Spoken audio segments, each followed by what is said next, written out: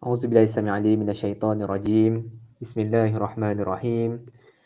Alhamdulillah innal hamdalillah nahmaduhu wa nasta'inuhu wa nastaghfiruh wa na'udzu billahi min syururi anfusina wa min sayyiati a'malina may yahdihillahu fala mudilla lah wa man yudlil fala hadiya lah. Nashhadu an la ilaha illallah wa anna Muhammad abduhu wa rasuluh. Qala rabbi shrah li sadri wa yassir li amri wahlul 'uqdatam min lisani yafqahu qawli. Amma ba'd. Jadi tuan-tuan, puan-puan, hadirin hadirat yang dirahmati Allah sekalian, insya-Allah pada malam ini di Facebook Yayasan Dakwah Islamiah Malaysia Yadim, kita membawakan satu program khas iaitu yang dinamakan Inspirasi Ikon Yadim dengan tajuk Dakwah dan Cabaran Masa Kini. Jadi saya tidaklah berseorangan pada malam ini. Saya bersama dengan seorang tokoh iaitu juga ikon dakwah Yadim yang masyhur dan juga kita semua makruf, kenal beliau, iaitu bersama dengan saya pada hari ini panelis yang pertama iaitu Al-Fadil Ustaz Ahmad Dusuki Abdul Rani. Assalamualaikum Ustaz, apa khabar Ustaz? Assalamualaikum warahmatullahi taala wabarakatuh. Alhamdulillah. Sihat Ustaz Farisul Islam. Ya, Alhamdulillah. Alhamdulillah. Alhamdulillah. Jadi Ustaz Ahmad Dusuki akan bersama dengan kita pada malam ini sebagai panelis kita yang pertama, dan juga ada panelis kita yang kedua iaitu Da'i Muda Am Iskandar bin Masnan. Apa khabar Da'i Muda Am Iskandar? Da'i Am sihat ayatnya Am? Alhamdulillah. Alhamdulillah. Jadi sebelum tu juga saya sempatlah memperkenalkan diri dulu. Salam ta'aruf, saya Farisul Islam bin Fakhrul Adabi, iaitu penolong pengarah bahagian pembangunan da'i Yadim. Jadi pada malam ini saya selaku moderator akan membawalah ataupun mengendalikan kita punya inspirasi ikon ini dengan kita melalui dua round lah. Kita ada dua round. Satu round yang pertama tu kita akan buka soalan khas kepada Al-Fadil Ustaz Ahmad Dusuki, dan yang kedua kita bertanya soalan kepada Da'i Muda Am. Seterusnya round yang kedua kembali kepada Al-Fadil Ustaz Ahmad Dusuki, dan yang keempat yang terakhir iaitu kepada Da'i Am balik, dan akhirnya kita akan ada sesi soal jawab. Jadi kepada para penonton, jika ada apa-apa soalan kepada Ustaz Ahmad Dusuki Abdul Rani, bukan senang kita nak panggil ikon dakwah Yadim ini dan juga Da'i Am ni Jadi apa-apa sebarang persoalan sila berikan kepada di ruangan komen lah. Jadi kita akan paparkan nanti dan Al-Fadil Ustaz akan jawab ataupun Da'i Muda Am juga akan beri pandangan. Dan akhir sekali kita akan ada kesimpulan dan juga nasihat lah. Jadi tanpa melengahkan masa, saya bertanyakan soalan yang pertama kepada Al-Fadil Ustaz Ahmad Dusuki. Jadi mungkin soalan ini adalah soalan yang biasa didengari dan mungkin biasa dikupas lah. Tapi kita nak dengar sendiri dan kita nak muhasabah balik, mengingatkan balik. Apakah makna sebenarnya dakwah secara ringkas Ustaz? Dan juga apakah hukum dakwah ini kepada setiap orang Muslim ini? Mungkin Ustaz boleh ceritakan kepada kami semua dan ingatkan balik kepada kita semua, pada para pendengar di luar sana, apakah sebenarnya hukum dakwah ni dan juga apakah sebenarnya dakwah ni kan? Mungkin orang anggap dakwah ni payah, susah kan Ustaz kan? Jadi Ustaz boleh, Fadil Ustaz Ahmad Dusuki boleh syarahkan sikit. Fadal Ustaz. Assalamualaikum warahmatullahi taala wabarakatuh. Alhamdulillahirabbil alamin wassalatu wassalamu ala asyrafil anbiya'i wal mursalin wa ala alihi wa sahbihi ajma'in. Qala Allah ta'ala fi kitabil aziz ba'da a'udzu billahi minasyaitonir rajim. Bismillahirrahmanirrahim. Ud'u ila sabili rabbika bil hikmah wal mau'izatil hasanah. Serulah kamu kepada Tuhan kamu dengan penuh dengan kehikmatan, dan juga bagilah pada mereka mau'izah hasanah, peringatan yang baik pada mereka tersebut. Terima kasih kepada Farisul Islam yang dihormati, Da'i Muda yang nampak macam tak berapa muda dah tu. Nampak semakin berusia dah dalam hidup kita, Da'i Muda Am. Dan juga dan kepada seluruh penggerak-penggerak yang telah menggerakkan program kita pada malam yang baik ini. Pertamanya saya mengaturkan rasa syukur pada Allah kerana berpeluang untuk bersama dengan da'i muda yang akan tua, insya-Allah. Da'i muda Am dan juga Farisul Islam. Ni kali pertama kami bergandingan di alam maya sebegini. Walaupun sekalipun syukurnya kerana kita pada malam yang baik ini kita berbincang tentang mengenai dakwah dan apa dia sebenarnya dakwah ini dalam hidup kita dan betapa besarkah tanggungjawab dalam hidup kita terhadap dakwah. Kalau kita perhati, Islam ni agama berdakwah. Agama tu apabila kita sebut Islam, maka dia tak boleh berhenti dengan dakwah.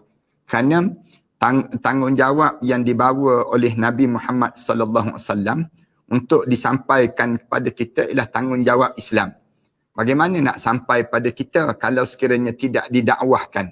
Dakwah ni maksudnya kalau kita tanya, dakwah ni apa dia Ustaz? Seruan. Kita mengajak manusia. Mengajak pada manusia kepada mana? Minaz zulumati ilan nur. Daripada manusia dalam keadaan suasana gelap kepada cahaya dalam hidup. Cahaya gelap ni apa dia? Kejahilan. Kejahilan maksudnya kegelapan dalam hidup manusia. Manusia ni kita kena akui lah, hidup kita ni semuanya jahil. Asal kita ni dalam keadaan jahil. Lalu bagaimana untuk kita nak dapat cahaya dalam hidup kita? Perlu didakwah. Maknanya perlu diajak dan diseru. Bermula daripada kita kecil, kita diajak dan didakwahkan dalam hidup kita. Cuma kalau kita tanya lagi bagaimana kita nak berdakwah dalam hidup kita. Kita boleh lihat semenjak daripada kita kecil lagi, kita didakwah ni dengan dua keadaan. Satu, dipanggil melalui cara yang Allah wahyukan pada kita melalui Al-Quran Karim. Itu dakwah yang pertama yang mengajak manusia ni kepada agama Allah Subhanahu Wa Taala dan kepada semakin ketaatan pada Allah. Satu lagi, dakwah juga mengajak juga manusia kepada yang disebut dengan tagut, ila tagut, kepada melampau dipanggil. Hidup ni kalau kita tidak ambil agama, maknanya yang selain daripada agama akan ambil pada jasad kita untuk berdakwah. Mereka akan seru juga. Orang seru kepada K-pop misal contohnya. Orang seru kepada apa dia? Kemaksiatan. Orang seru juga. Mereka tak berhenti. Dia ada dua dalam hidup kita ni. Yang mengajak pada kita jalan yang benar. Satu lagi mengajak manusia kepada jalan yang buruk. Satu, bila datang Islam diajar pada diri kita ni, ajak orang kepada jalan benar. Sehingga kan diajar supaya macam mana kita berdoa. Sebut dalam Quran Karim Allah ajar pada kita, setiap kali mana kita salat, baca doa. Ihdinas siratal mustaqim. Ya Allah tolong bimbingkanlah kami ke jalan yang lurus. Jalan yang lurus ni jalan siapa? Kalau dah tahu dah jalan ni jalan yang lurus, untuk apa kita bimbing? Patutnya tak payah bimbing lah. Jalan yang lurus dah. Jalan yang kena bimbing ialah jalan bengkak-bengkok. Baru dibimbing. Tapi Islam dia tak ajar demikian. Kerana apa dia? Kerana manusia ni bila dia hidup di atas dunia, dia senang untuk terlencong. Terlencong dalam hidup. Terlencong ni siapa yang melencongkan kita? Rasulullah sallallahu alaihi wasallam ajar pada kita. Syaitan akan melencongkan kita. Akan menggelincirkan kita daripada jalan yang lurus. Siapa lagi yang akan melencongkan kita? Nafsu syahwat. Yang akan menarik kita supaya kita ni tergelincir daripada jalan agama. Mereka pun mengajak juga. Kemudian siapa lagi? Orang yang tak beriman pada Allah. Ni di antara orang yang akan mengajak kita kepada hilang ketaatan pada Allah. Siapa lagi yang akan mengajak kita? Yang disebut dengan orang munafik. Orang munafik yang dia akan tarik kita supaya kita ni jauh daripada Allah Subhanahu Wa Taala. 4 golongan ini sentiasa berdakwah pada kita. Dia panggil demikian. Kemudian datang Nabi Muhammad sallallahu alaihi wasallam. Satu kelompok je yang mengajak kita ni untuk kepada ketaatan. Siapa dia? Nabi Muhammad sallallahu alaihi wasallam. Nabi Muhammad sallallahu alaihi wasallam ajak manusia supaya menjadikan diri kita ni hamba kepada Allah. Mendakwahkan manusia, ajak manusia. Hidup ni jangan kita taat selain daripada Allah. Kalau kita taat pada nafsu, kita akan rosak. Taat pada yang disebut dalam hidup kita ni, siapa yang ikut hawa nafsu, ayudillu ka an sabilik, akan menyesatkan kamu daripada jalan Tuhan kamu. Itu cara Rasulullah datang. Rasulullah ajar dakwah, jangan dakwah manusia kepada nafsu. Jangan dakwah manusia kepada apa dia? Yang disebut dengan sesama manusia. Jangan. Waktu mana Rubi'i bin Amir ditanya oleh Rostam. Tentera Rostam tanya pada dia, man ba'asak? Siapa yang menghantar kamu untuk datang menyerang negara kami? Membuka negara-negara seluruh atas dunia ni. Lalu dia jawab, Allahu qadib ta'athana. Allah yang menghantar kami. Tujuan apa Allah hantar kami ni? Linukhrija sya'a min ibadatil ibad ila ibadatillahi wahdah. Hantar kami ni nak mengeluarkan manusia daripada perhambaan kepada sesama makhluk manusia kepada perhambaan kepada Allah yang esa. Wa min jaulil adiyad ila adlil Islam. Daripada kesesatan beragama kepada hidup dalam keadaan yang betulnya Islam. Islam ni tunjuk kat mana yang salah. Tunjuk kat mana yang Islam ni salah. Kalau ada orang boleh tunjuk pada kita Islam ni salah, kita pun tak nak pada Islam. Kita kena berani sebut demikian. Tapi tunjuk kat mana yang salahnya Islam. Islam tak pernah salah. Yang salah pelaku-pelaku dan orang panggil yang hidup penganut-penganut yang buat benda yang salah dalam Islam. Wa min jaulil adyan ila adlil Islam. Wa min dhiqid dunya ila was'atil akhirah. Daripada sempitnya dunia kepada keluasan akhirat. Ini dakwah yang dibawa oleh Nabi Muhammad sallallahu alaihi wasallam. Rasulullah sallallahu alaihi wasallam mula nak ajar, hidup ni jangan fikir dunia je. Tapi kita kena fikir juga dalam kubur sekejap lagi. Jangan fikir dalam kubur je, tapi kena fikir juga daripada mahsyar nanti. Jangan fikir pada mahsyar je, kena fikir juga nak melalui titian sirat nanti. Akhirnya kena fikir macam mana diri kita nak masuk dalam syurga Allah. Dan kena fikir dalam diri kita bagaimana untuk kita terjauh daripada neraka Allah. Inilah kehebatan Islam yang dibawa oleh Nabi Muhammad sallallahu alaihi wasallam yang menyebabkan waktu mana Rasulullah bawa Islam ni termenung manusia daripada sesatnya hidup kepada lurusnya kehidupan. Daripada hidup ni entah apa-apa, hidup sebelum daripada ni. Hidup kalau kita kata hidup ni tak kenal anak sendiri dirogol, dizinai. Kemudian dalam hidup dia sampai peringkat adik-beradik dinikahi. Zaman sebelum datang Nabi Muhammad sallallahu alaihi wasallam. Makan ni bukan sekadar biawak lah dia makan. Nak sebutnya makan entah apa-apa dengan telur-telur biawak pun dia makan. Nak gambarkan manusia kalau tak kenal Islam. Tapi bila kenal Islam, hidup makanan indah. Kemudian pakaian indah. Kemudian cara bercakap, tutur bahasa indah. Segala benda jadi indah. Dan hidup ini indah dengan Islam. Lalu kita kena sebut. Kalau orang tanya apa hukum berdakwah Ustaz? Wajib hukum dia. Wajib hukum dia. Maknanya tak adalah di kalangan kita kata dakwah ni hanya untuk ustaz-ustaz. Ataupun dakwah ni untuk puak-puak yatim saja. Jangan demikian. Tapi berdakwah ni setiap kali mana kita sebut kita orang yang beriman pada Allah, balighu anni walau ayah. Rasulullah sebut, sampaikan daripada aku walaupun satu ayat. Satu ayat je kamu nak ajar pada orang ni. Kadang-kadang kan kita tak reti nak ajar yang lain. Ustaz kan? Dalam hidup kita nak ajar apalah pada orang. Ajar sebut nun saja. Misal contohnya. Sebutlah nun. Biar orang boleh sebut nun pun tak apa dah. Kalau orang tanya, apa benda nun? Saya pun tengok dalam Al-Quran nun. Misal contohnya. Kalau nak panjang sikit, Toha. Misal contohnya.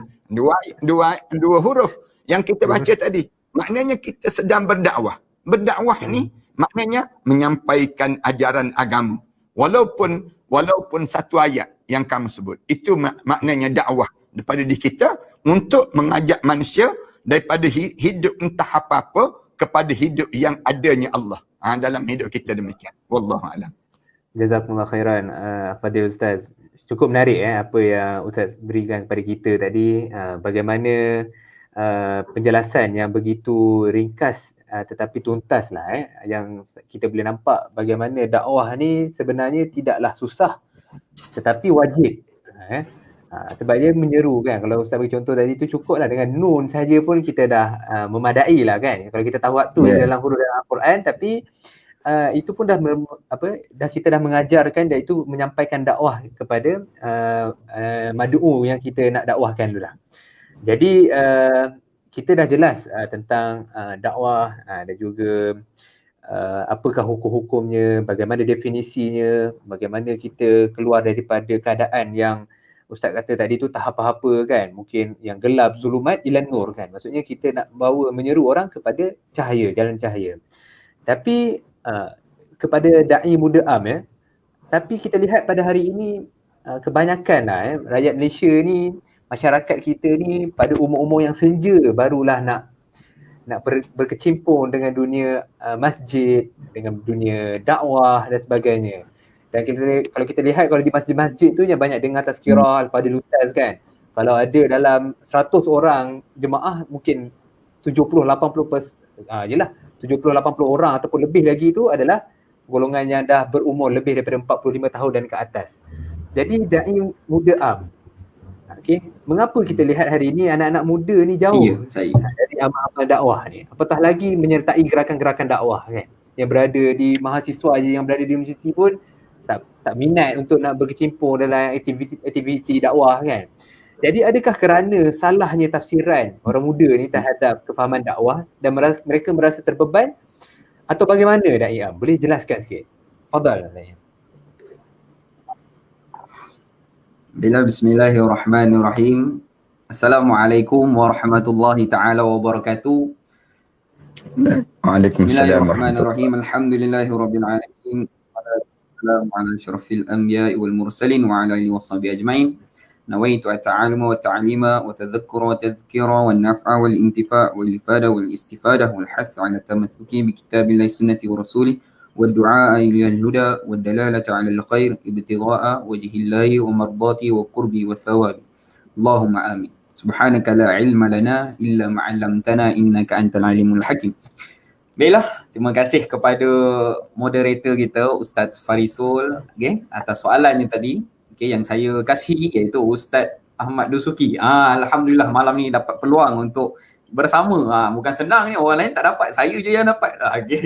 Jadi macam tu. Jadi balik pada soalan tadi, sebagaimana yang ditanyakan jadi soalannya tadi, kenapa anak muda? Kenapa anak muda ni boleh kita kata semakin jauh? Kan? Atas dasar mungkin kita tengok dekat masjid-masjid tak nampak mana rupa anak muda, nampak semua muka yang tak pakai, macam tak jaga kulit kan, nampaknya begitu kan. Adakah sebab itu jadi kita nak kata anak muda ini tidak ada ataupun tidak sampai dakwah kepada mereka, itu kita tak boleh tentukan sebenarnya. Melainkan kalau kita boleh kata ada satu statistik ke kan, kenyataan daripada siapa JAKIM ke kan. Sebelum nak sampaikan ni kan, pada malam ni saya pun cari juga ada ke mengenai fakta-fakta kan yang boleh kata anak muda ni semakin jauh kan. Jadi macam tu lah. Jadi kalau kita nak kata anak muda ni semakin jauh, tidak, tapi nak kata tak betul pun mungkin betul. Macam tu. Dia tengah-tengah kan. Sebab apa? Bila kita tengok anak muda zaman sekarang ni, banyaknya kita tengok yang di media kan. Sampaikan sebelum baru-baru ini kes berlaku kawan bunuh kawan. Kan sampai begitu sekali. Kita nampak macam tu kan, diwar-warkan oleh media, nampak macam dunia anak muda sekarang ni macam bermasalah. Macam tak sampai istilahnya dakwah, sebagaimana Ustaz tadi kata, daripada zulumat ila nur, daripada kegelapan kepada cahaya. Manakah perkara itu? Tak nampak pada anak muda.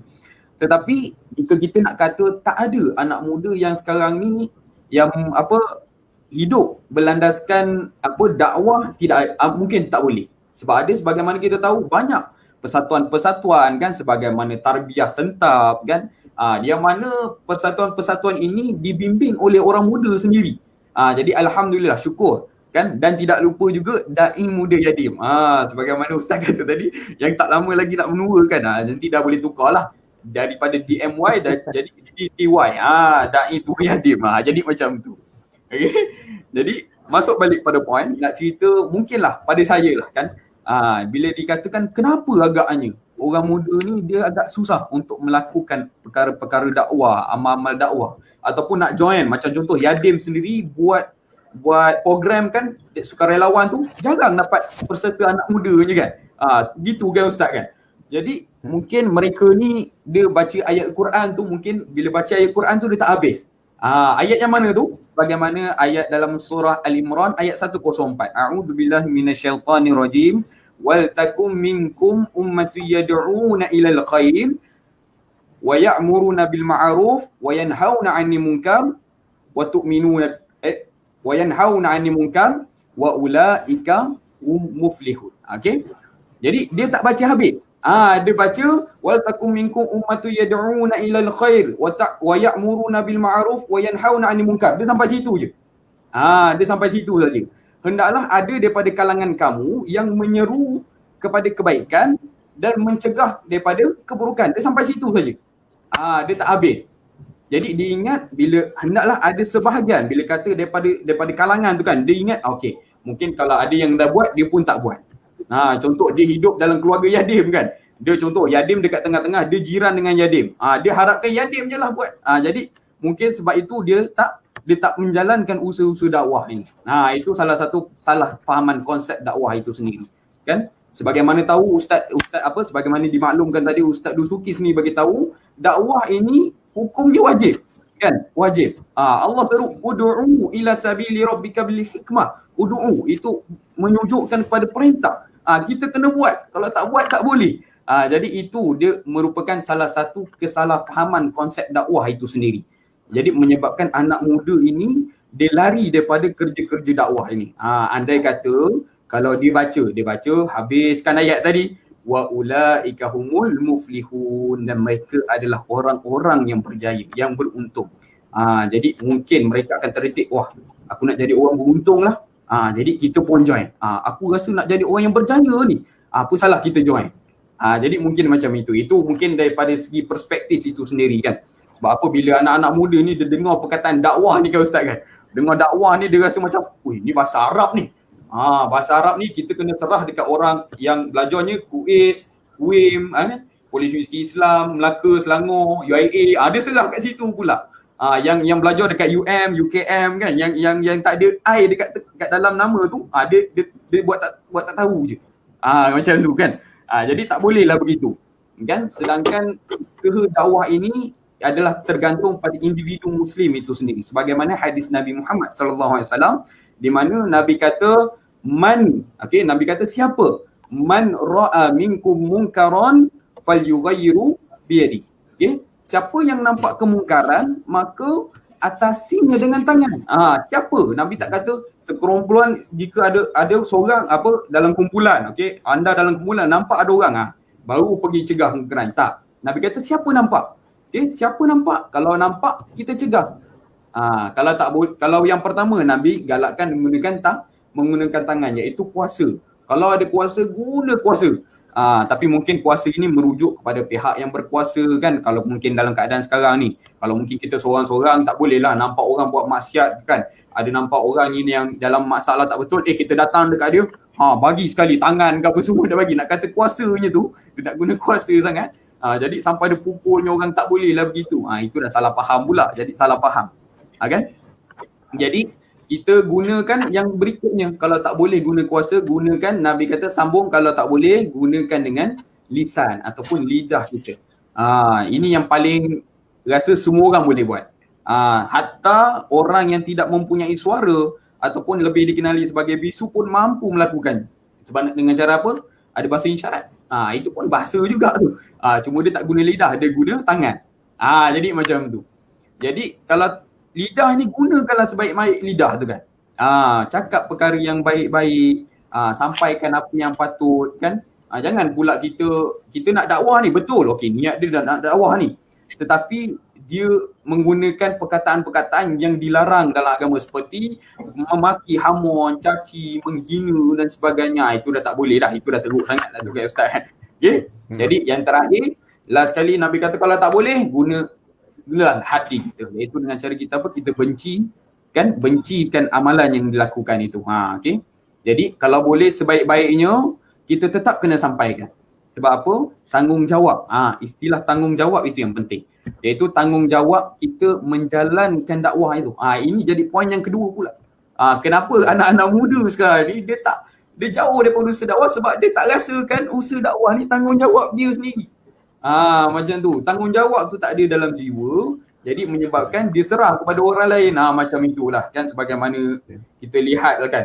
Jadi nak analogikan Kalau nak kata tanggungjawab ni macam mana kan, kita nak faham tanggungjawab ni macam mana. Contoh, ejen insurans kan Ustaz kan, okay? Ejen insurans dia takkan jual, dia takkan apa, kalau orang yang bukan ejen insurans dia takkan jual insurans, kan? Melainkan dia jadi ejen insurans baru dia jual insurans. Nah, orang yang tak meniaga dekat pasar malam, dia takkan meniaga dekat pasar malam. Nah, melainkan dia peniaga baru dia akan meniaga. Macam tu, kan? Cikgu takkan datang ke sekolah, yang bukan cikgu takkan datang ke sekolah untuk mengajar, melainkan dia adalah cikgu. Jadi macam tu, andai kata kita memasukkan Islam itu, kita rasakan diri kita sebagai seorang Muslim yang mana ada tugasan tanggungjawab untuk berdakwah, insyaAllah kita akan berdakwah. Begitu cara. Okay, boleh? Jadi insyaAllah gunakan seringkas-ringkas mungkin sebagaimana Ustaz Dusuki tadi bagi tahu, iaitu balighu anni walau ayat. Sampaikanlah daripada ku, walaupun satu ayat, tak kisahlah nun ke toha tadi kan Ustaz kan. Kalau kita paling senang sekarang ni, rasanya semua orang hafal Yasin. Yasin pun siang hari malam Jumaat kita baca. Kalau tak boleh nak sampai macam tu. Itu kira panjang tu Yasin lah. Ustaz kata tadi. Yasin. Kira sikit-sikit lah, insyaAllah kita cubalah sikit-sikit. Jangan banyak-banyak, tak kisah. Sebab itu kalau nak cakap panjang ni tak boleh, cakap pendek. Cakap pendek. Sebab itu kalau kalam-kalam ulama ni kan, kalau ustaz-ustaz kita, kalau kita perasan lah ustaz kan, apa nama, kata-kata ulama ni kalau buat poster tu kan, dia sikit je, dia tak banyak-banyak, dia tak banyak pun kata-kata dia, sikit je. Macam Imam Syafi'i kan, dia katanya sikit je tapi dia tu makan dalam, sampai dalam. Jadi macam tu, nak kata sikit asalkan berkesan. Itu dia, insyaAllah. Itulah sedikit sebanyak daripada saya untuk soalan yang pertama. Okay, terima kasih. Jazakumullah khairan kepada Da'i Am atas kupasan tentang bagaimana perspektif anak muda pada hari ini. Dan benarlah mungkin pendapat tentang kata anak muda ni jauh daripada gerakan dakwah dan sebagainya ni, mungkin itu hanyalah dari segi sudut observation kan, pemandangan kita dari jauh lah.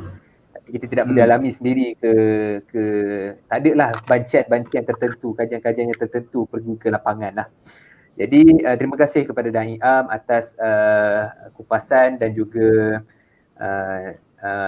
bagi saya tafsiran tentang bagaimana pandangan anak muda lah tentang amal-amal dakwah ni.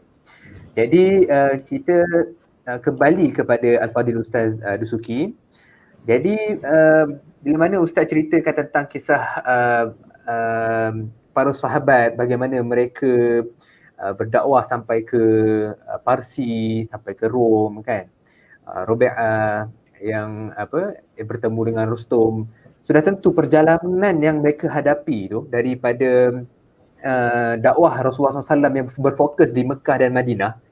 Jadi sebelum mereka nak mencapai ke tahap sehingga membuka ke negara-negara dan sebagainya, Al-Fadhil Ustaz, mereka melalui cabaran-cabaran dan liku-liku. Jadi mungkin Al-Fadhil Ustaz boleh kongsikan cerita-cerita tentang as-sabiqun al-awwalun kan, bagaimana orang-orang yang terdahulu menghadapi cabaran dalam berdakwah. Dan mungkin Al-Fadhil Ustaz sendiri berceritakan pengalaman Al-Fadhil Ustaz sendiri, bagaimana dalam fasa menyampaikan dakwah kepada masyarakat ni, apa rintangan-rintangan yang Ustaz pernah lalui. Mungkin kita bagi masa lama sikit lah Ustaz, lebih kurang 15 minit nak dengar cerita Ustaz pasal Ustaz memang pandai bercerita. Kita suka nak dengar. Terima kasih Ustaz. Alhamdulillah. Kalau saya perhati, kenapa mereka sanggup tinggal kampung halaman ataupun mereka sanggup meredah ujian-ujian yang memang di sana bila mereka berdakwah di kalangan sahabat-sahabat ini, menyampaikan seruan agama ini sampai peringkat nyawa pun melayang. Sehingga kenapa mereka boleh sampai tahap itu dalam mereka berdakwah? Kita perhati betul-betul pada diri kita ni. Boleh tak kita sampai setahap mereka di kalangan as-sabiqun al-awwalun, orang-orang yang terdahulu di kalangan kita ni? Kerana apa dia? Kerana saya perhati kerana mereka merhati kepada konsep kejayaan dalam kehidupan. Yang berjaya ni sebenarnya orang yang macam mana? Yang ramai orang kita ni dia nampak yang berjaya ni bila rumah besar. Berjaya ni bila kereta mewah. Berjaya ni bila kita mempunyai pengaruh yang ramai, follower yang ramai. Ni kita rasa berjaya lah tu pada diri kita. Tapi sahabat-sahabat dia tak nampak berjaya begitu. Berjaya ni berdasar pada ukuran Al-Quran. Al-Quran telah diajar pada kita macam mana kamu nak berjaya dalam hidup. Orang yang berjaya ni orang yang macam mana sebenarnya? Orang yang berjaya dalam hidup ni. Salah satu orang yang berjaya ni ialah orang yang hidup dia sentiasa menyampaikan kerja-kerja Islam. Maknanya hidup dia sentiasa menyebut tentang Islam. Orang ni orang berjaya. Orang berjaya ni bukan orang yang rupa dia cantik. Orang berjaya ni bukan orang yang hidup dia dalam keadaan bermewah-mewahan. Bukan berjaya lagi. Orang yang berjaya ni bukan orang yang mempunyai harta benda yang banyak. Kita kena letak begitu. Dalam hidup kita, kalaulah berjaya ni harta benda banyak, bagaimana dengan Korun? Korun yang kan jauh lebih berjaya daripada kita. Tapi apakah Korun berjaya? Banyak harta dibandingkan dengan kita kan, Korun. Tapi apakah dia berjaya? Fir'aun. Apakah Fir'aun dianggap berjaya dalam hidup dia? Tak. Allah ajar, wa ulaika humul muflihun. Kalau kita perhati dalam Al-Quran, Allah berulang kali menyebut tentang kalimah wa ulaika humul muflihun. Perhatilah di dalam hidup kita ni kan. Waktu mana Allah cerita tentang mereka yang berjaya. Dalam azan Allah sebut hayya 'alal salah, hayya 'alal falah. Tengok Allah Subhanahu Wa Taala sebut, mari nak berjaya. Nak berjaya sebenar, mari macam mana? Cara Allah nak ajar. Lalu konsep berjaya ini diimplementasikan oleh sahabat-sahabat. Sahabat-sahabat dia nampak, kita mesti berjaya bukan di dunia saja, tetapi kita mesti berjaya dalam kubur. Kita mesti berjaya di padang mahsyar. Kita mesti berjaya sampai kita boleh masuk syurga. Baru kita dianggap berjaya. Ini Allah Subhanahu Wa Taala sebut, faman zuhzi'anin nar wa udkhilal jannah faqad faz. Allah guna kalimah demikian. Siapa-siapa yang dia berjaya dipesongkan daripada neraka dan dimasukkan ke dalam syurga, faqad faz. Orang ni lah orang paling berjaya. Lalu Allah sebut, wa mal hayatud dunya illa mata'ul ghurur.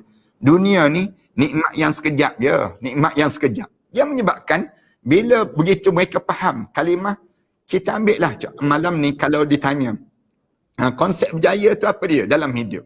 Berjaya ni kamu memiliki isteri yang cantik kah? Berjaya dalam hidup kamu. Kamu memiliki suami yang sado kah? Berjaya dalam hidup kamu. Kamu memiliki apa dia? Memiliki anak-anak yang mempunyai Instagram, yang mempunyai Facebook, yang ramai follower. Berjayakah dalam hidup kamu? Tak berjaya. Orang ni belum lagi berjaya. Berjaya ni bila? Bila kamu memikul Islam. Bila kamu pikul Islam, kamu akan berjaya dalam hidup kamu. Ini cara dipahami di kalangan sahabat-sahabat. Berdasar pada ayat tersebutlah. Ambil ayat satu je. Wa ulaika humul muflihun. Allah gunakan. Qad aflahal mu'minun. Dan telah berjayalah orang mukmin. Allah sebut. Allah gunakan kalimah demikian. Siapa yang berjaya? Alladzina hum an salatihim khashi'un. Walladzina hum. Allah mula cerita demikian. Telah berjayalah orang mukmin. Orang mukmin yang macam mana? Berjaya untuk jaga solat. Orang mukmin yang hidup dia dalam keadaan sentiasa jaga kemaluan dia, menunaikan zakat. Allah cerita tentang kenapa yang ni? Kerana dakwah yang dibawa oleh mereka. Lalu mereka sanggup tinggal kampung halaman. Mereka mula keluar. Abu Ayyub Al-Ansari. Kita bayangkan, orang tua dah, umur 82 tahun. Bukan da'i muda dia. Bukan da'i muda pun. Dia da'i tua orang panggil. Abu Ayyub Al-Ansari. Waktu mana umur 82 tahun, dia mendengar satu hadis Rasulullah. La tastaftihannal Constantinople. Akan dibuka kota Constantinople. Dia orang tua. Rasulullah kata, wala ni'mal jaish, sebaik-baik tentera yang buka kota Constantinople. Wala ni'mal, Rasulullah kata, dan sebaik-baik pemimpin yang buka kota Constantinople. Abu Ayyub Al-Ansari, sahabat Rasulullah, umur dia 80 lebih, naik kuda, kemudian terus pergi ke kota Constantinople untuk membuka kota Constantinople. Di saat tersebut dia gugur kan, dan dia wasiatkan pada orang, tanamkan jenazah aku dekat dengan kota Constantinople ini. Dan dikebumikan jenazah dia di tempat itu. Waktu mana umur 80 lebih. Kenapa dia sanggup buat demikian? Kerana dia nampak konsep berjaya ni bukan duduk saya saja kat rumah. Orang tanya, sekarang buat apa sekarang? Dia pun jawab, sekarang buat dek je dia jawab. Buat dek je dalam hidup dia. Orang tanya, tunggu apa sekarang? Tunggu rehat, tunggu mati je Ustaz. Sekarang ni dia sebut. Rehat tunggu mati, dianya tunggu saat nak mati je. Ni orang tak berjaya. Orang yang berjaya, orang yang hidup dia sentiasa menggunakan setiap ruang kesempatan hidup dia untuk menyampaikan Islam. Bila kita sampaikan Islam pada orang ramai, orang boleh bersama dengan Islam. Di waktu itulah kamu akan dapati, kamu akan dapat kejayaan dalam hidup kamu. Lalu Allah Subhanahu Wa Taala sebut, waktu mana kamu wara'aitan nas yadkhuluna fi dinillahi afwaja, bila kamu tengok orang dah mula berbondong-bondong masuk Islam, kamu jangan rasa bangga diri. Jangan kamu rasa, oh kan akulah yang menyebabkan jadi macam ni. Orang dah mula taat perintah Allah, kan akulah. Tak, Allah ajar, fasabbih bihamdi rabbika wastaghfirhu innahu kana tawwaba. Allah ajar pada kita akan sebut, bertasbihlah kamu dengan memuji nama Tuhan kamu. Wastaghfirhu, dan minta ampunlah kepada dia. Innahu kana tawwaba. Sesungguhnya dia maha menerima taubat-taubat hamba ni. Kita ni kan, kalau kita kata, Ustaz, kalau kita berdakwah, kita seru pada orang pada Islam, kita ni akan berhadapan dengan ujian kan? Ya, kita jawab demikian. Tapi ujian kita jauh lebih ringan daripada ujian mereka-mereka yang terawal daripada kita. Kita kena nampak macam tu dalam diri kita. Ujian sahabat-sahabat, ujian Rasulullah. Dalam hadis Rasulullah, asyaddun nasu bala, sebeban-beban. Manusia yang terbeban dalam menyampaikan Islam ini, paling banyak bebanan dalam hidup dia siapa? An-Nabi wal Rasul. Nabi-Nabi dan juga Rasul. Kemudian fal amsal wal amsal. Kemudian mengikut yang turun lepas pada ini. Rasulullah sallallahu alaihi wasallam sebut, yang paling berat bawa Islam ni Nabi. Lepas pada Nabi, sahabat-sahabat. Kemudian tabi'in. Zaman kita ni zaman paling ringan. Saya menyampaikan dakwah Islam ini, kita sampaikan Islam ni ada dua kelompok kita kena faham. Satu, kita sebut pada orang bukan Islam. Itu kelompok dakwah yang pertama. Kemudian kelompok yang kedua, kita berdakwah kepada orang yang dah Islam. Yang dah Islam. Supaya menjaga Islam yang ada pada diri kita. Berhadapan dengan ujian ke? Banyak ujian. Ujian dengan orang yang bukan Islam, kita ada ancaman-ancaman yang menakutkan dalam hidup kita. Orang bukan Islam, dia akan cari jalan. Macam mana nak suruh sekat? Jangan orang ni sebut lagi tentang agama-agama lain. Kalau kita buat kenyataan-kenyataan yang menyebabkan kena pada agama lain, kita boleh tengok bagaimana agama lain, dia akan respon tindak balas terhadap ajaran agama yang kita sebut ini sendiri. Ini akan kita cabaran yang kita hadapi. Tambah-tambah di bumi Malaysia, masyarakat majmuk dalam masyarakat kita. Lalu kita kena ambil kesempatan ini untuk sampaikan Islam pada mereka. Kemudian saya berhadapan dalam kerenah-kerenah masyarakat kita yang dah Islam. Bila kita nak sampaikan Islam, mereka sampai peringkat ada orang yang dia sebut, sampai peringkat ada orang saman saya. Saman. Maknanya berlaku sama menyaman ke mahkamah. Bila? Kerana apa dia? Kerana ni ustaz ni sibuk cerita bab mati. Misal contohnya. Cerita bab mati pun orang tak suka. Nak sebut gambaran ustaz ni menakutkan orang ramai. Kenapa? Dia cerita bab mati. Padahal jangan cerita bab mati. Ini ada kes-kes. Bukan orang-orang biasa. Orang yang kira-kiranya orang yang ada title dalam hidup dia. Tapi nak gambarkan pada kita dakwah. Pernah kita melalui zaman dakwah kita nak pergi ke masjid-masjid, kita nak cerita tentang agama Islam. Lalu disekat, tak dibenarkan. Siapa yang tak benarkan? Orang atas. Lalu kita tanya, siapa yang lebih atas daripada orang yang atas? Kita tanya demikian. Siapa yang lebih atas daripada yang lebih teratas? Suasana ni berlaku. Kalau kita baca guru-guru kita dahulu, dibaling dengan telur temelar. Telur yang bambu sung tersebut. Dibaling, tengah-tengah ceramah kena. Saya pernah, waktu mana saya ikut, Allah yarham Tuan Guru Datuk Ni Abdul Aziz Nikmat. Saya ikut kuliah ceramah-ceramah dia. Dalam ceramah orang bingkah bangun, orang kata caci maki pada beliau. Nak gambarkan tu yang kata caci maki tu bukan orang-orang biasa. Nak sebutnya orang yang title dia tu imam. Title dia ustaz. Tapi ustaz kata pada ustaz. Sama juga dalam dunia kita hari ni. Dalam zaman kita sekarang ni. Lebih-lebih lagi dalam kita interaksi kita ni di alam maya. Kadang-kadang ustaz-ustaz yang dia ambil sikit-sikit kenyataan kita. Dalam kuliah-kuliah kita, kuliah yang panjang. Misal contoh, dalam dunia sekarang, teknologi sekarang. Orang ambil petikan pendek-pendek je. Kemudian post. Bila orang post dalam YouTube, dalam Instagram dan sebagainya, diambilnya kenyataan itu pendek je yang diambil tu. Lalu dan diulas di atas benda yang pendek tadi. Yang menyebabkan berlaku fitnah di antara para asatizah. Yang ni yang berlaku dalam dunia kita sekarang. Apatah lagi yang lain. Ustaz nama Farisul Islam, lagilah kena sebab dia tu pedang Islam lagi. Nak sebutnya tentera Islam. Nak kekuatan. Tentulah dia akan diuji dengan ujian yang banyak lagi dalam berdakwah. Apatah lagi orang yang berada di tempat-tempat yang terdedah untuk diserang. Di tempat yang senang untuk difitnah. Misal contohnya, semuanya akan berhadapan dengan ujian-ujian sampai peringkat ujian apa dia? Ujian menakutkan, yang ditakut-takutkan. Innan nasa qad jama'u lakum. Allah Subhanahu Wa Taala sebut ketika mana orang datang jumpa dengan kamu, mereka akan sebut innan nasa qad jama'u lakum fakhshawhum. Kamu takutlah dengan mereka. Sesungguhnya manusia sedang berkumpul untuk nak buat khianat pada kamu. Fakhshawhum. Takutlah kamu dengan orang nak buat khianat tersebut. Lalu katanya Allah, orang yang beriman pada Allah, fazadahum imana. Mereka akan semakin bertambah iman mereka. Faqalu hasbunallah. Dan mulut-mulut mereka akan sebut, memadailah kita dengan Allah. Jangan takut, jangan risau. Dengan ancaman-ancaman yang dilakukan itu, kemuncak dalam hidup kita, kita akan dapat kejayaan. Kejayaan. Bila kita menyampaikan Islam ni, boleh jadilah kita ni habis tinggi sangat kita mati. Orang buat khianat pada kita, bila kita sampaikan Islam ni, sampai peringkat kita mati. Misal contohnya. Tapi apakah orang yang buat khianat itu berjaya? Tak. Manakala apakah kita ni dianggap gagal dalam kita menyampaikan ajaran agama? Tak. Kita dianggap berjaya. Berjaya kerana apa dia? Kerana kita telah dapat syahid. Asy-syahidu amanina.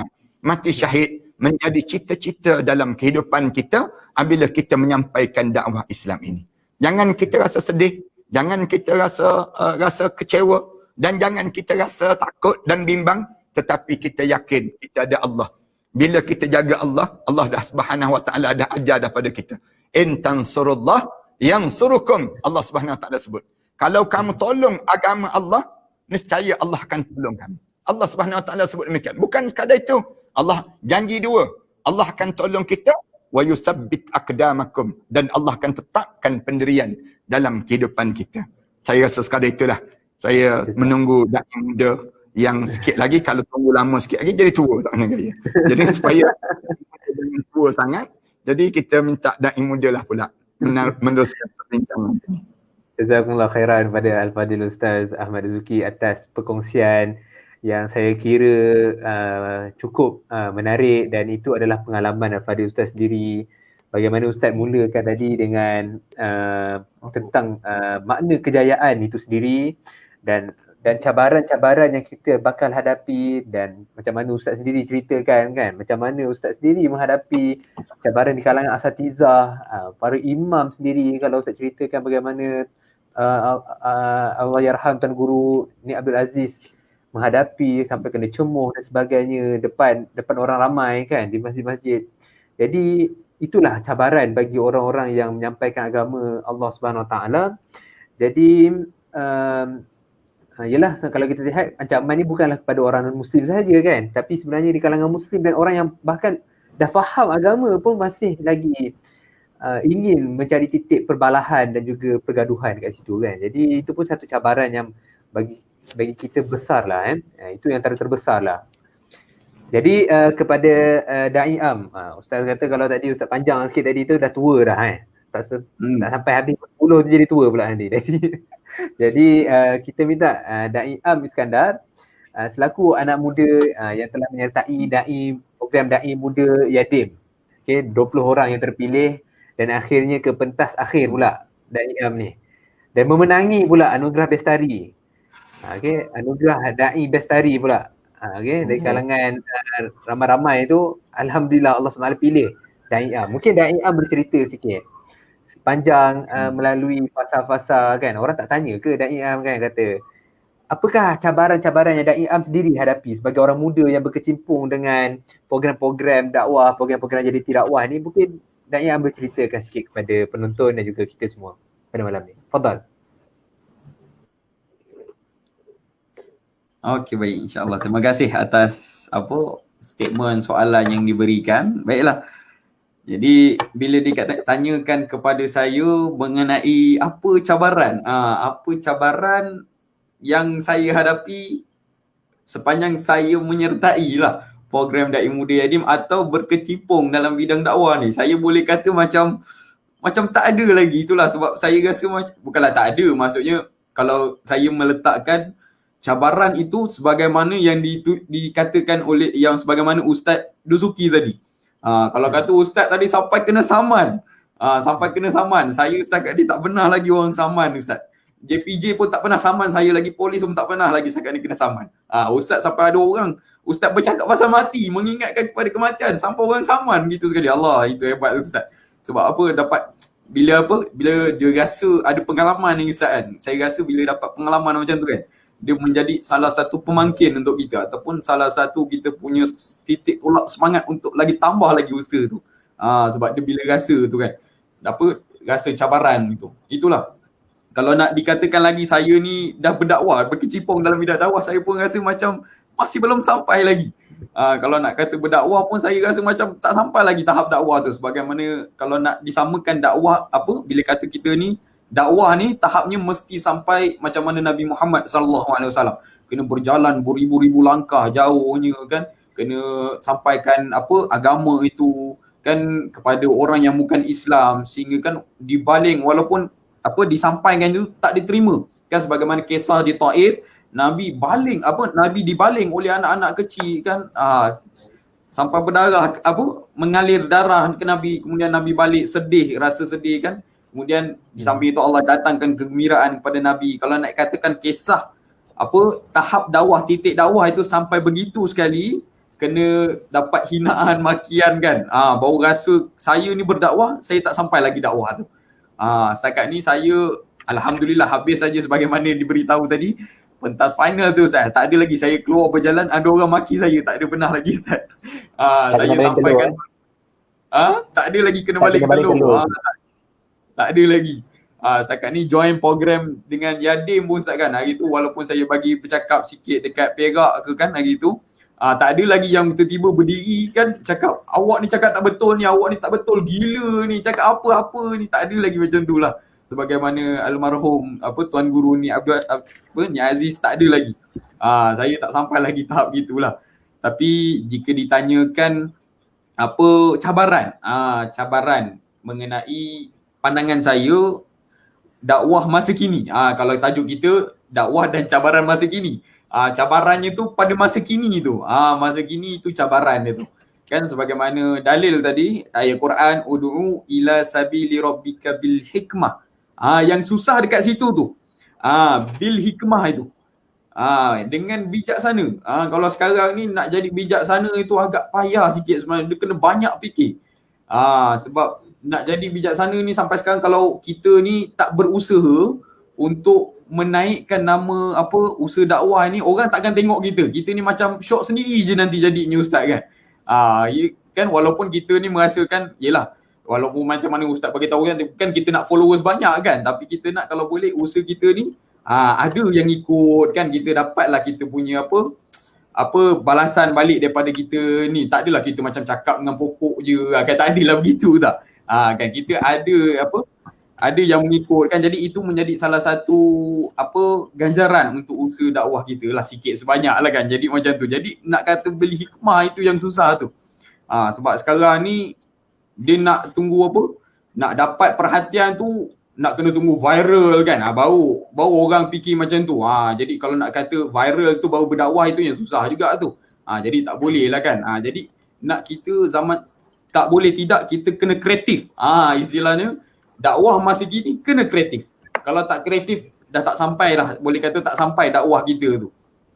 Jadi macam tu. Kalau mungkin macam contoh bagi tahu isu-isu yang terkini kan, sebagaimana waktu saya join kursus tu, saya berjumpa dengan PU Azman lah. PU Azman dia kata setakat ni kan Ustaz kan, trendingnya tu soalannya forex, bidang-bidang forex ni.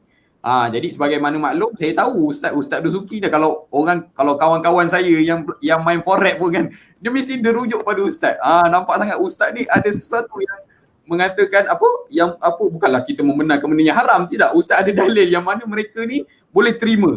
Kan, tidak lah. Jadi macam tu. Kan kalau orang lain mungkin dia tidak berkecimpung dalam bidang tu, dia cakap ni haram, ini tak boleh.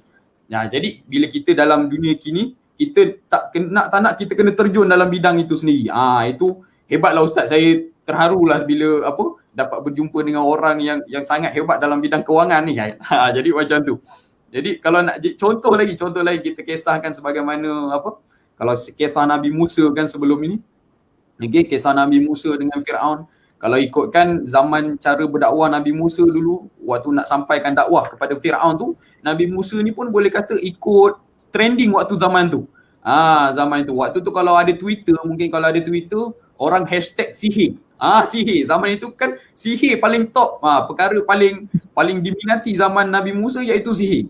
Sehingga kan Nabi Musa dikurniakan oleh Allah tongkat. Apabila dicampakkan tongkat tu jadi seekor ular.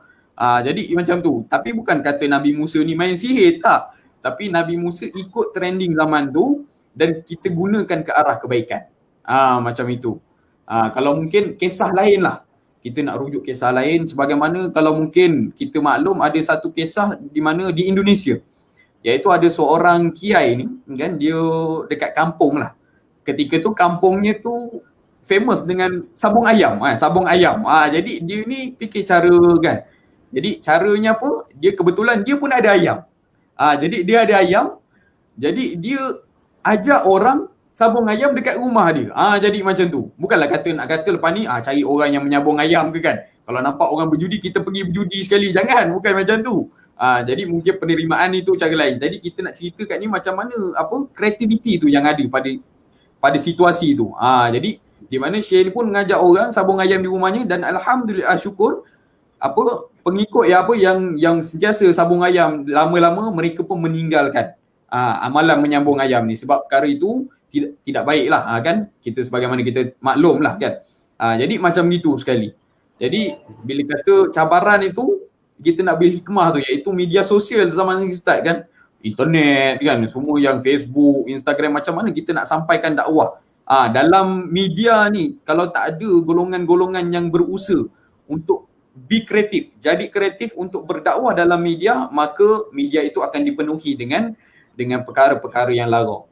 Sebagaimana Ustaz tahu, kalau kita tak mengajak, siapa lagi nak ajak? Takkan nanti kalau kita tak ajak, maka datang orang munafik yang mengajak kan, orang yang bukan daripada kalangan Islam mengajak, yang bukan ajak. Jadi macam itu.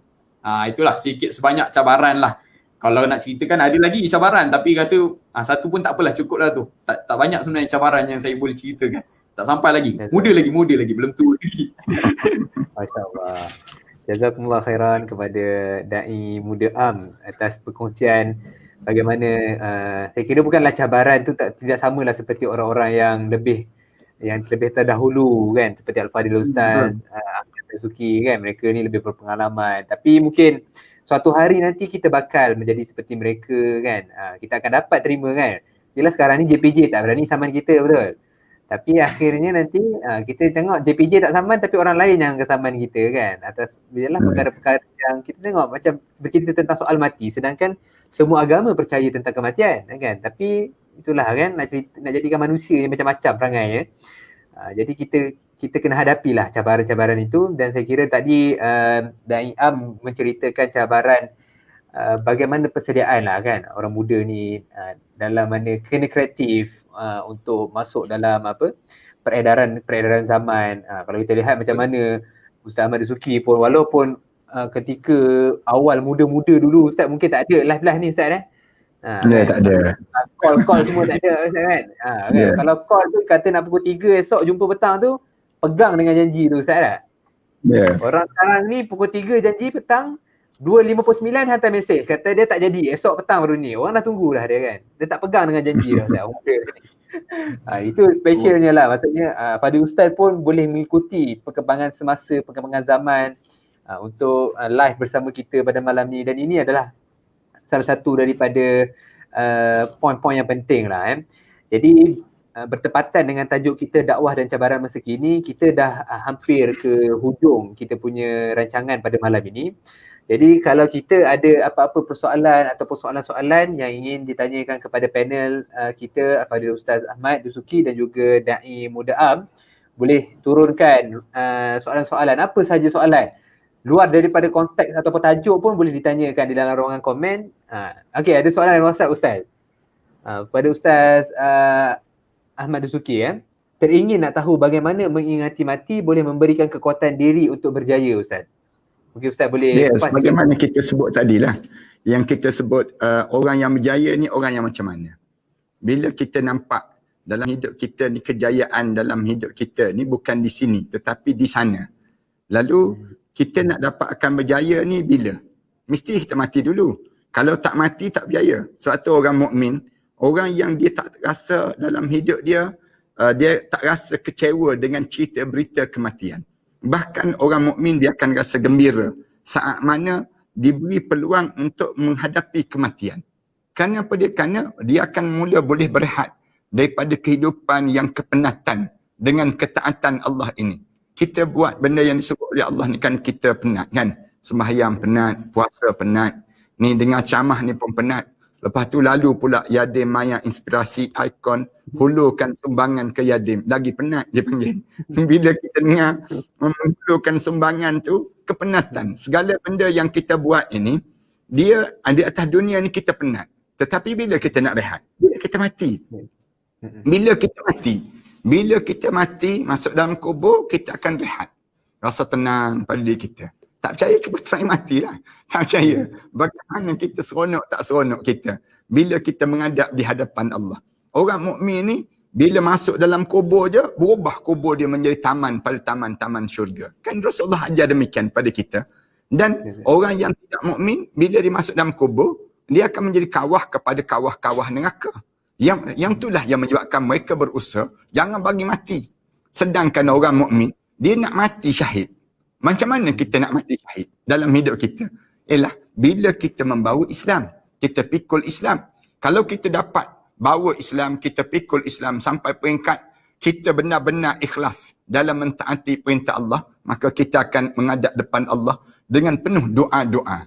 Doa-doa yang datang daripada hamba-hamba yang di atas dunia ini. Sebab tu saya suka nak sebut juga, bila kita hidup zaman kita sekarang ni, cabaran yang besar dalam dakwah ini melalui teknologi. Teknologi yang ada sekarang ni mesti dimanfaatkan oleh setiap para asatizah, para ulama-ulama. Jangan kita lepaskan teknologi ni. Di ruangan ini saja, kita duduk begini saja. Dah berapa ribu orang, dah berpuluh-puluh ribu orang boleh tengok. Kalau kita pergi ke masjid, sampai 20,000, sampai 10,000. Nak sebutnya gambaran, sekarang Allah jadikan sempitnya kehidupan kita dalam COVID, misal contoh. Tapi Allah bukakan keluasan dalam medsos sebegini.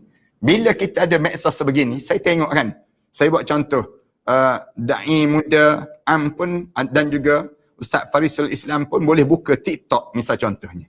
TikTok sekarang, anak-anak muda berada di TikTok, dalam medium tersebut lebih kurang 2 bilion manusia.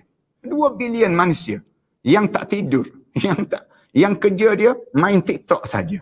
Dalam 2 bilion ini medium dakwah. Tolonglah kita masuk dalam ruangan tersebut, sampaikan Islam. Misal contoh dalam ruangan TikTok. Cuma jangan berjoget Da'i Muda Am ya. Jangan pula ada kita, di kalangan kita dah tua-tua duk menari lagi dalam TikTok. Buat malu kita je. Tetapi kita ambil ruangan TikTok tadi untuk menyampaikan mesej agama. Sampaikan pada mereka. Yang ni yang dimaksudkan oleh Rasulullah, balighu anni walau ayah. Sampaikan daripada aku walaupun satu ayat. TikTok ni 15 saat ataupun lebih kurang 1 minit kita berada di ruang tersebut. Walaupun satu ayat. Saya tengok ada anak-anak perempuan yang bagus-bagus dan anak-anak lelaki yang bagus-bagus. Dia mengajar tentang bacaan sebutan Al-Quran je.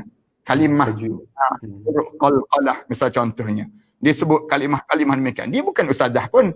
Tapi manfaat dia tu, dia gunakan ruangan itu untuk menyampaikan agama. Kan manfaat, dia panggil demikian.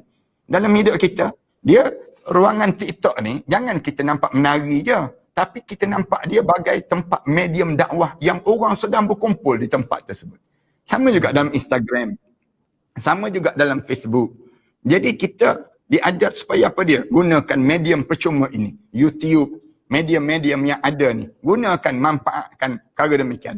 Bila kita manfaatkan, kita sampai ayat-ayat Allah. Bila kita meninggal dunia, saat mana kita dalam kubur nanti, kita tengok dapat pahala. Pahala daripada mana? Pahala daripada TikTok sampai. Nak sebutnya. Pahala daripada TikTok. Orang TikTok yang tolong baca doa untuk diri kita. Jangan peliklah perkara demikian. Bila kita masuk dalam kubur nanti tengok-tengok pahala daripada Instagram. Pahala orang yang tak pernah kita jumpa. Dalam hidup kita ni Ustaz Farisul Islam dan juga Da'i Muda Am kan. Kita tak pernah berjumpa secara berdepan. Tapi kita berjumpa melalui alam maya sebegini. Tapi kita rasa macam adik-beradik je di kalangan kita. Adik-beradik di kalangan kita ni kan walaupun kita berjauhan. Tapi inilah keadaan dunia akhir zaman. Dunia yang menunjukkan kita ni semakin berakhir alam ini. Di saat mana semakin berakhir alam ini, banyakkan pahala. Cari ruang untuk menambahkan pahala. Hidup kita ni dah semakin singkat dah masa dia. Da'i Muda Am, jangan terasa muda memanjang. Saya sebut awal-awal. Sikit lagi jadi tua.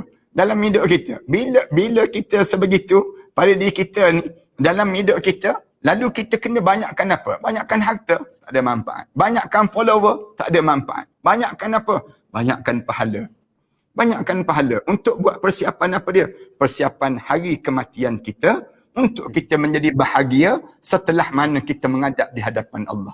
Orang yang banyak pahala di dunia pun rasa gembira dah.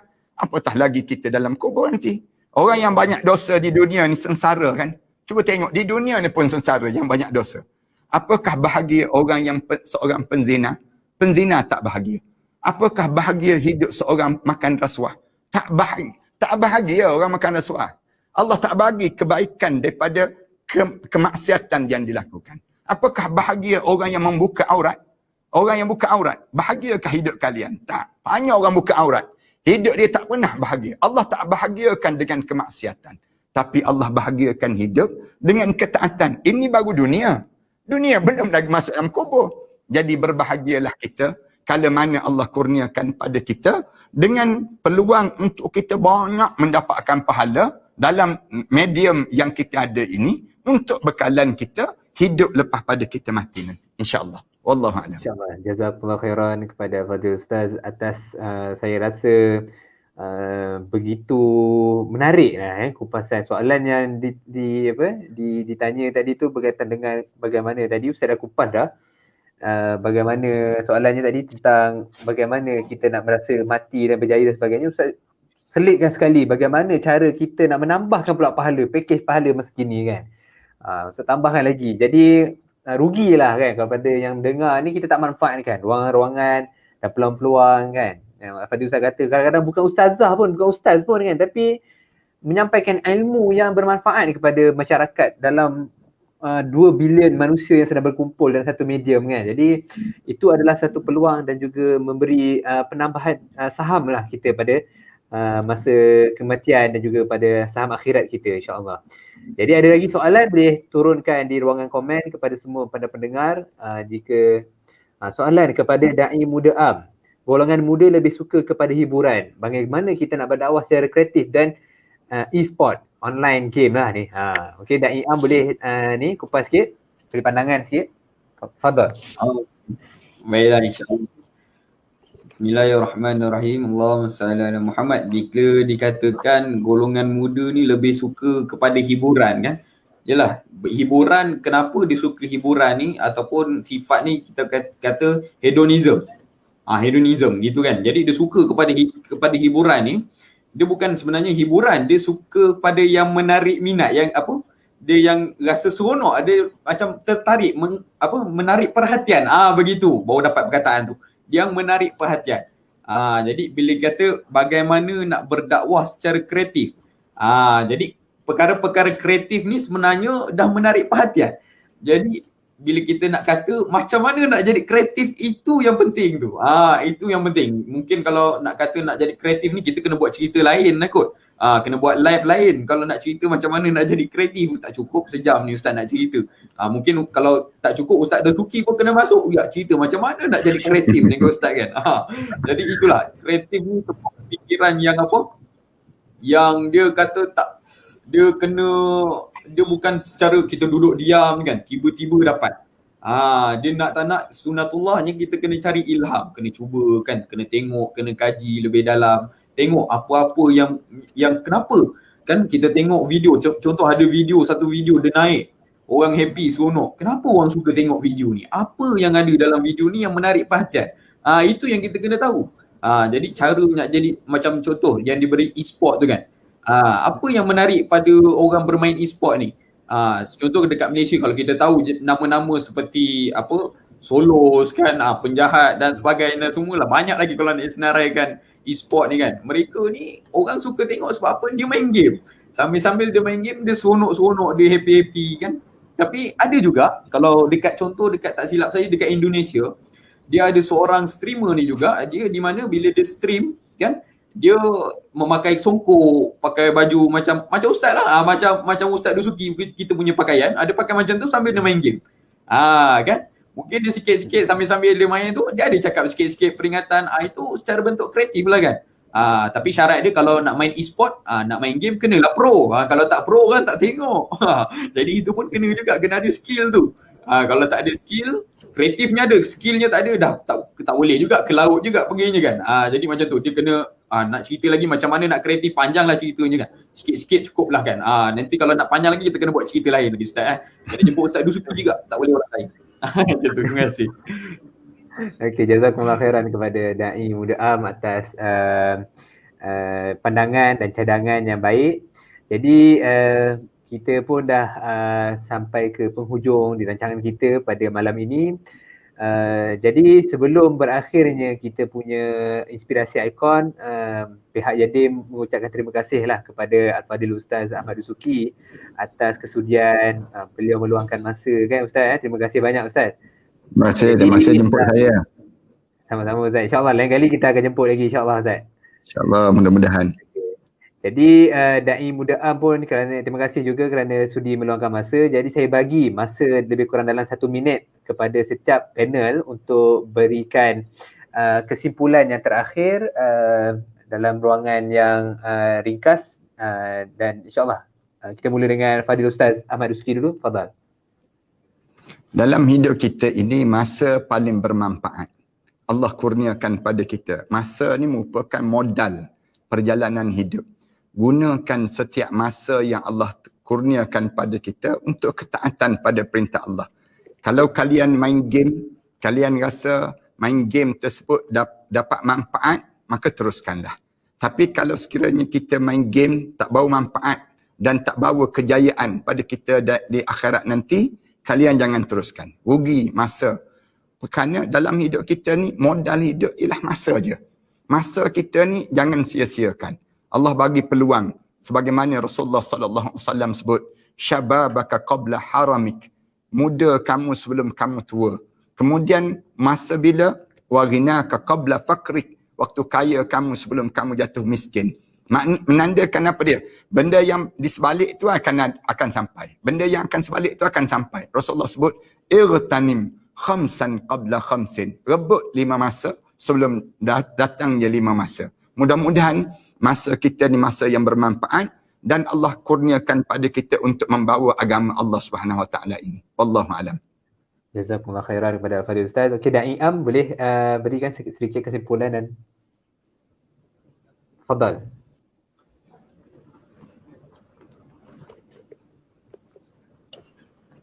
Baiklah, daripada saya termute pula tadi. Okey, baiklah daripada saya, kalau Ustaz Dusuki pesan gunakan masa sebaik mungkin, saya ambil balik pesan tu, gunakan masa sebaik mungkin untuk menuntut ilmu. Tidak lain tidak bukan sebab apa, bila kita menuntut ilmu ni, kita akan menggunakan secara tidak langsung, kita akan menggunakan minda kita, akal kita. Kalau kita jadi seorang manusia, kita tak gunakan akal fikiran yang Allah berikan, maka manakah letak akal fikiran yang Allah kurniakan kepada kita. Jadi kalau tak guna akal, sebab apa? Beza kita dengan binatang, akal. Kan? Beza kita dengan pokok, dengan tumbuhan-tumbuhan, akal. Kan kita manusia boleh fikir, kita ada tamadun, kita boleh berkembang, boleh bermacam-macam lagi kita buat dengan ada kuasanya akal. Jadi gunakan sebaik mungkin, fikir dalam-dalam, banyak-banyak dan masuklah dalam Islam secara keseluruhan. Kan? Jadi itulah sedikit sebanyak yang mungkin saya ingin pesankan kepada semua. Jadi sampaikan pesanan ni, pesan dekat rakan-rakan, fikir dan fikir. Gunakan fikiran kita. Kalau tak jadi manusia yang berfikir, sebab itu orang-orang bijak semuanya berfikir kan. Ustaz kan, tak ada orang bijak dia duduk diam je. Macam tu. Jadi itu daripada saya, insyaAllah. Terima kasih. Okay, jazakumullah khairan kepada Waalaikumsalam. Jazakumullah khairan kepada Al-Fadil Da'i Am dan juga Al-Fadil Ustaz Ahmad Dusuki atas kesudian meluangkan masa bersama dengan kita, para hadirin hadirat pendengar yang bertuah pada malam ini, dan insya-Allah segala manfaat yang kita dapat pada malam ini kita dapatlah kita amalkan, dan juga kita tengoklah bagaimana kita bawa ikon dakwah yang sohor ini untuk kita dapatkan manfaat dan mutiara untuk kepada semua para pendengar dan juga inilah muslimin dan muslimat di luar sana. Jadi sampai di sini sahaja pada program kita pada malam ini. InsyaAllah ada masa lagi kita akan bertemu lagi. Aku li qauli hadza wa astaghfirullah li wa lakum. Wassalamualaikum warahmatullahi taala wabarakatuh. Waalaikumsalam warahmatullahi taala wabarakatuh. وسنمضي جموعا نردعهم ونعيد الحق المغتصب وبكل القوة ندفعهم وبكل القوة ندفعهم بسلاح الحق البتار سنحرر أرض الأحرار ونعيد الطهر إلى القدس من بعد الذل وذا العار من بعد الذل وذا العار سنخوض معاركنا معهم وسنمضي جموعا نردعهم ونعيد الحق المغتصب وبكل القوة ندفعهم وبكل القوة ندفعهم وسنمضي ندك معاقلهم بدبي دام يقلقهم وسنمحو العار بأيدينا وبكل القوة نردعهم وبكل القوة نردعهم سنخوض معاركنا معهم وسنمضي جموعا نردعهم ونعيد الحق المغتصب وبكل القوة ندفعهم وبكل القوة ندفعهم لن نرضى بجزء محتل لن نترك شبرا للذل ستمور الأرض وتحرقهم في الأرض براكين تغلي في الأرض براكين تغلي سنخوض معاركنا معهم وسنمضي جموعا نرضعهم ونعيد الحق المغتصب وبكل القوة ندفعهم وبكل القوة ندفعهم سنخوض معاركنا معهم وسنمضي جموعا نردعهم ونعيد الحق المغتصب وبكل القوة ندفعهم وبكل القوة ندفعهم سنخوض معاركنا معهم وسنمضي جموعا نردعهم ونعيد الحق المغتصب وبكل القوة ندفعهم وبكل القوة ندفعهم